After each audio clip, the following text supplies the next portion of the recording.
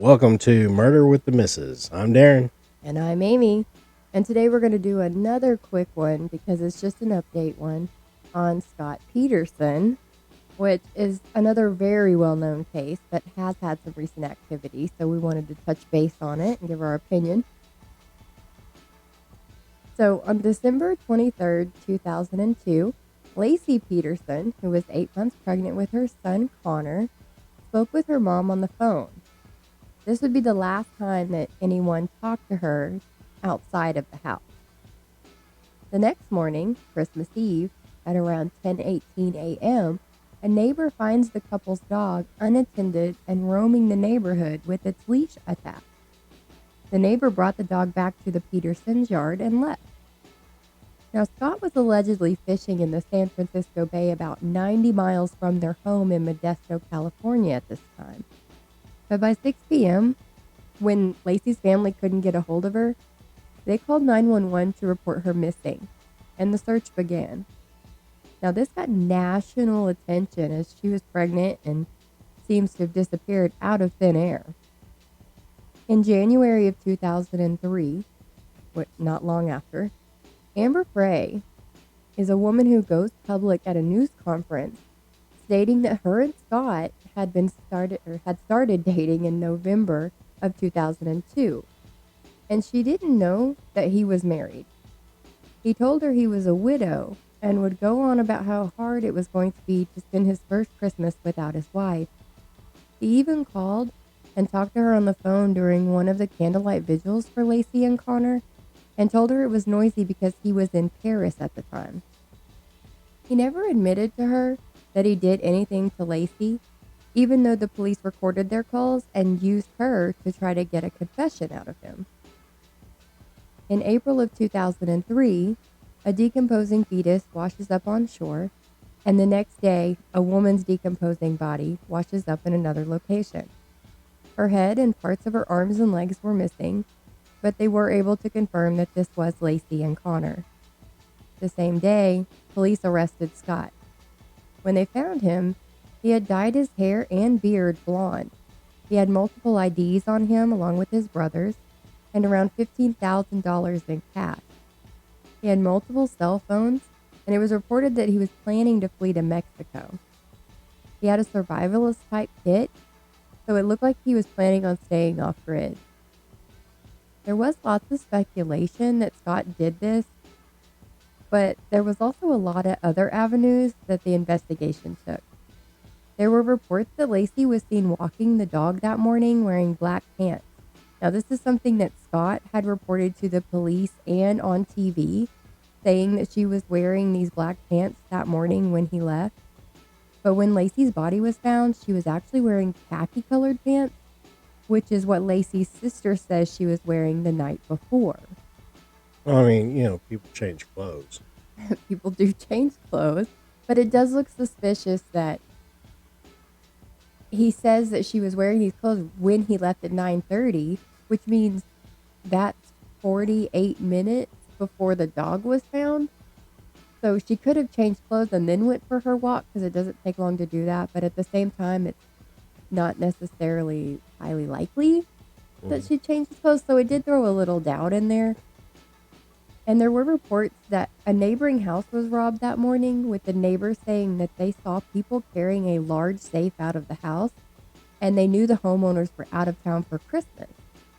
The police did find the suspects for the house robbery and even gave them a lie detector test, which they did pass, claiming that they did rob the house, but they did not do anything to Lacey. Okay, two things. Okay. One, if Home Alone has taught anybody anything, it's that, if you see somebody carrying a safe out of a house at Christmas time, see something, say something. There may be some child that was left home alone. Well, I mean, just in general, if you see some suspicious activity, you see something, say something. Right. All right. That's And true. another thing is, lie detector tests, it's not permitted in court because they're not legit. They're not. They are not foolproof for sure. And I will never take a lie detector test. I'm not doing it. No. There was also a van that was on fire about a mile from the Petersons' home, and they did find a bloody mattress in the back that they did test, but it was years later. And they only got so much from the DNA testing back then, so they were unable to link the blood to being Lacey or Connor's. But let's get back to Scotty. He did plead not guilty, of course, but the jury found him guilty of both murders. And on March 16th of 2005, he was sentenced to death by lethal injection. But in August of 2020, the California Supreme Court overturned the death penalty sentence and resentenced him to life without parole in 2021. That's right. Yeah, they did. But the investigation turned up a lot of questionable stuff. Okay, so I'll play devil's advocate. It doesn't mean that I think that he's innocent. I'll just play devil's advocate here. Okay, yeah, let's have another side. So let's do it. Let's do it. Okay, he was having an affair. It doesn't mean that he, makes him a murderer. He's just an asshole. That's true. Okay, don't get me started on his lack of remorse or lack of care to look for his missing wife, because he was not very participating when it came to the vigils or the search or anything like that. I mean, everyone grieves differently. It's hard to judge someone on that alone. That is true. That is true. Everybody handles things in their own way. So he had flyers on his boat that had Lacey's hair on them, and we know she did not like getting in that boat. Okay, so, I mean, how many times have you used my fishing pliers for stuff inside the house, and then I've had to go find them before I go fishing? I mean, it's not impossible to think that, Lacey might have used them for something. Your fishing stuff, your hammers, your drills. Everything. I mean, they're never in the right place. Hey. Okay, here's another one. So there were missing concrete anchors that he had recently made. They reported that at Scott's warehouse of the fertilizer business that he worked at, there was concrete dust on the floor. But there were 5 distinctive places that were not quite as dusty as the surrounding area, meaning that there had to be 5 things placed here when that dust settled. And the sizes of these 5 places matched the size of a boat anchor that they found in Scott's boat. It was a homemade one. He used a gallon-sized pitcher as a mold to make round anchors, and then he made a rebar loop at the top so you could tie onto them. So if he made 5 and only 1 was found on the boat, where are the other 4? I know this looks bad, but it also doesn't mean that he used these anchors to hold down the body. I mean, from any outside perspective, that's sketchy, but it is enough. It is enough to say 100% that this is a case-winning. It's a case-winning development, but I don't think so. No, it's absolutely not. I mean, it looks sketchy because of all the stuff adding up together. But if you take it out individually, it doesn't really mean this is what happened. No, exactly. Because, I mean, he could have used those anchors and, they might have got caught on something, so he cut it. That happens a lot. I mean, how many anchors did we buy for our Sea-Doo, and we had to lose it because it was just caught up too deep or whatever. You're right. Yeah. Because we're in lakes, so there's a lot of debris and stuff. And I'm sure oceans have a lot down there, too. Exactly. Okay, I got you. Okay. So how about the whole hair dyeing, running away to Mexico thing? I have never been bashed in the papers and accused of murder like he was at this time, so maybe he was just trying to get away from it all and maybe change his appearance where people, would kind of leave him alone, and just so they didn't see him. It was like, oh, there he is, and try to get an interview. You know what I mean? Okay, I can see that. Yeah. All right, that you make sense. The most interesting thing to me at the trial was an investigator described multiple calls that Scott made that Christmas Eve morning. Now, one was to his voicemail, because back then your voicemail was like a separate phone number, and he called that at 10:08. And it bounced off of a Modesto tower. So that indicates that Scott was actually still at home. If he had actually left his house at 9:30, he would have been further away from there by then. And the neighbor found the dog roaming the streets at 10:18 a.m. So again, back in the day, things weren't as up to par technology-wise, but he could have I guess he could have stopped at a store or done anything that wouldn't have let him get as far away from home as you would think if he left and went straight to his fishing spot. Yeah.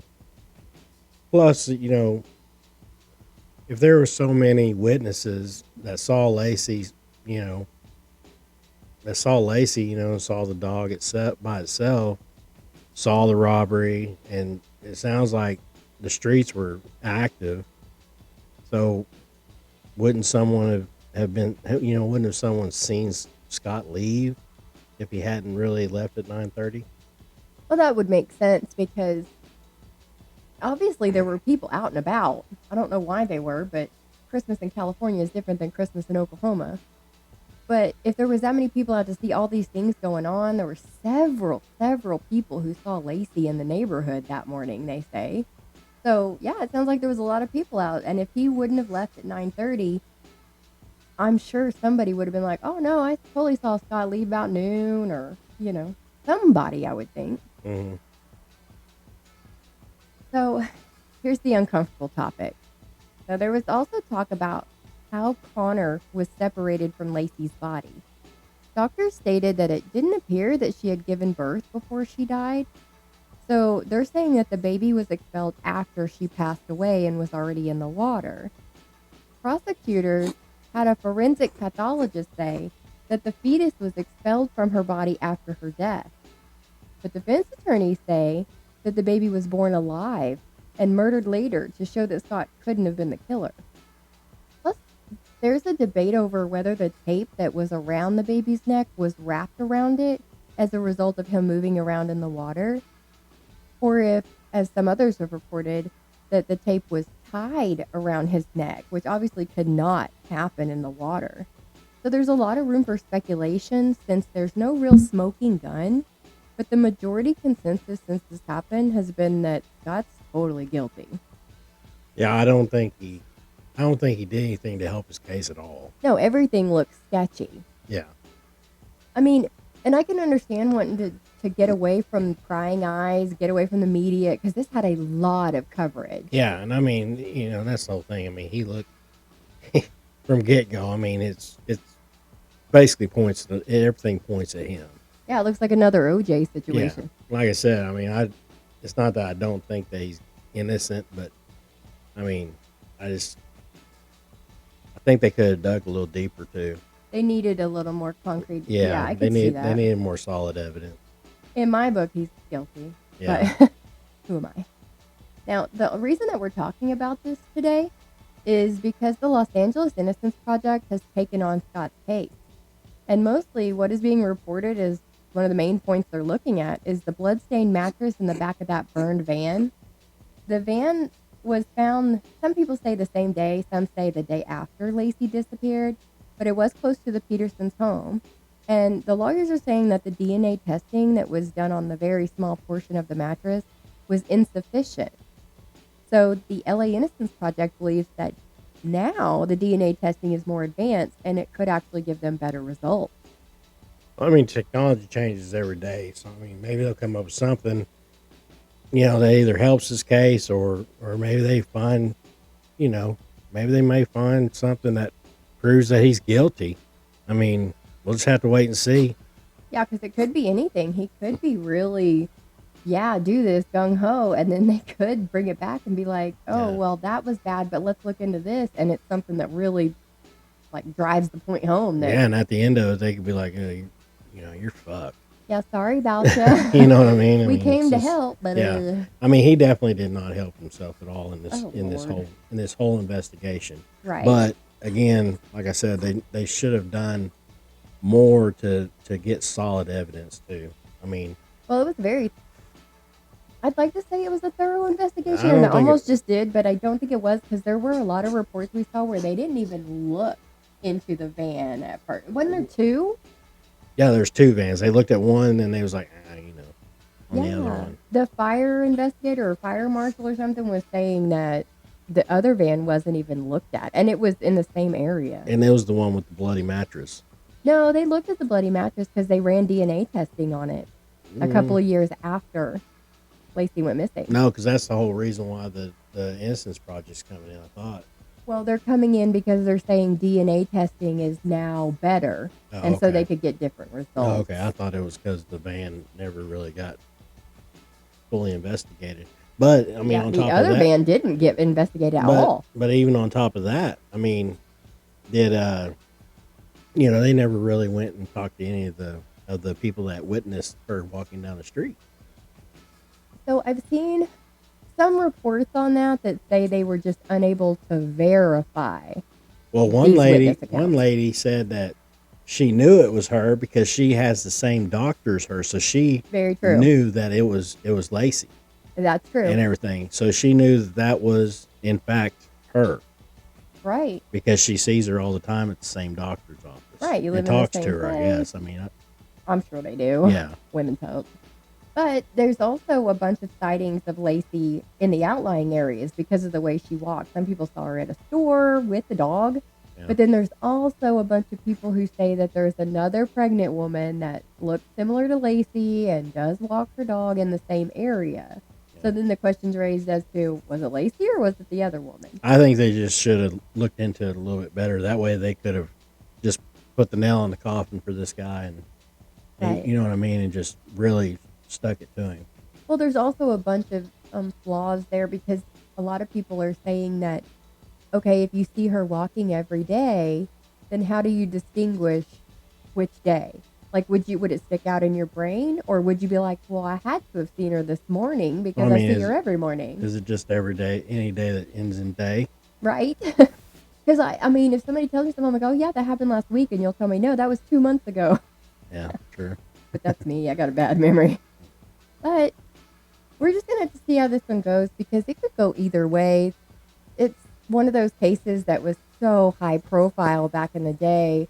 And so it's kind of interesting to get a new perspective on it and do some new things and kind of see if he's going to stay there or if they let him out. Oh, I hope we'll update it as we go to and everything as new evidence or anything like that kind of surfaces and everything. We'll or if he actually gets some if he gets convicted or like Reed. Yeah, like if he gets resentenced or anything like that. Like if they find new things or if they just say it is what it is. I wonder if they would do that. If they'd be like, okay, we took you off the death penalty, put you down on life without parole, but now that we have these new pieces of evidence, we're gonna go ahead and give you that death penalty again. Oh, absolutely. They could. They could reverse really? it. They could reverse it, yes.